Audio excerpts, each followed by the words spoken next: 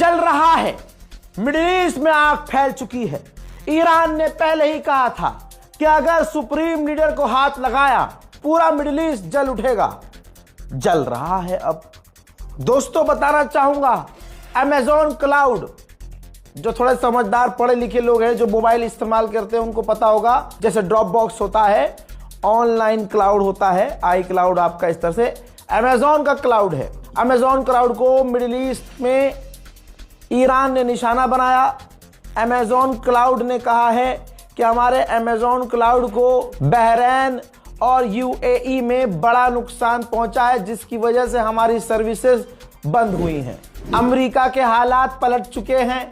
उल्टा अमेरिका की जनता Donald Trump के खिलाफ सड़कों पर है और कह रही है कि ईरान से जंग हमें नहीं लड़नी।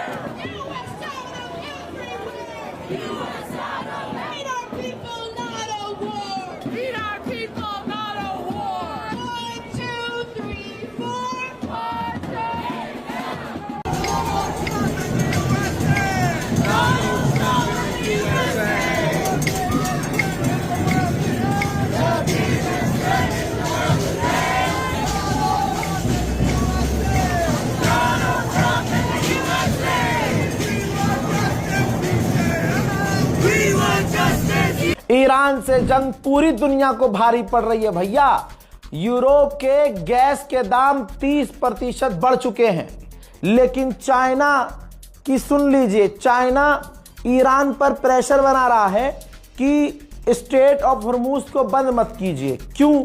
क्योंकि सबसे ज्यादा उस रास्ते से चाइना की कंपनियां गैस और तेल इंपोर्ट करती हैं। भले ही मिडिल ईस्ट के देश कुछ और कह रहे हों, लेकिन अमेरिका का अखबार क्या कह रहा है मैं आपको दिखा देता हूं।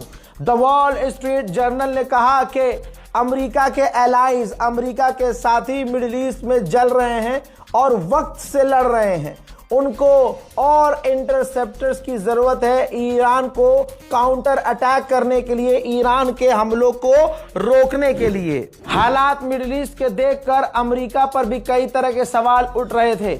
अमेरिका के लोगों के दिलों में डर पैदा हो रहा था, तो अमेरिका के लोगों को समझाने के लिए डोनाल्ड ट्रंप ने अपने ट्रुथ सोशल पर पोस्ट किया और पूरी कहानी समझाई है कि कुल मिला के कहने का इस पोस्ट में मतलब यह है ट्रंप का कि हमारे पास बहुत हथियार हैं, हमारे पास बहुत सारे एयर डिफेंस सिस्टम हैं, हम एक लंबी जंग के लिए ईरान से तैयार हैं। उधर ईरान ने 35वां ड्रोन, बल्कि ये तस्वीर भी देख लीजिए, सबूत दिखा रहा हूं, 35वां अमेरिकी ड्रोन मार गिराया है।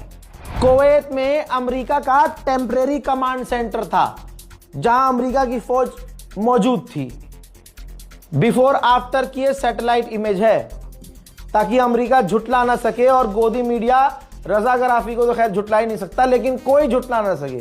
सबूत आपके सामने है। यहीं पर जहां कुवैत में अमेरिका का कमांड सेंटर था, ईरान ने सटीक हमला किया, बिल्कुल सही जगह पर हमला किया, जिसमें अमेरिका के कम से कम 6 फौजी मारे गए हैं। इसी तरह से जब हमने रिसर्च किया तो ये रही सैटेलाइट इमेज ईरान के नतंज न्यूक्लियर साइट की, जिसमें साफ नजर आ रहा है कि अमेरिका ने ईरान की नतंज न्यूक्लियर फैसिलिटी पर हमला किया है।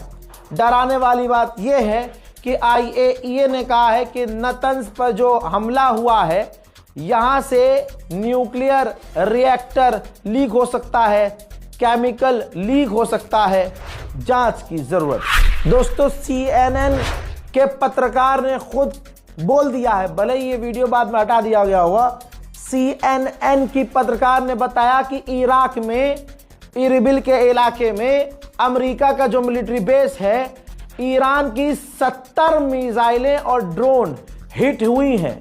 एक जगह पर 70 मिसाइल और ड्रोन हिट हुए हों तो बताइए वो जगह बचेगी क्या?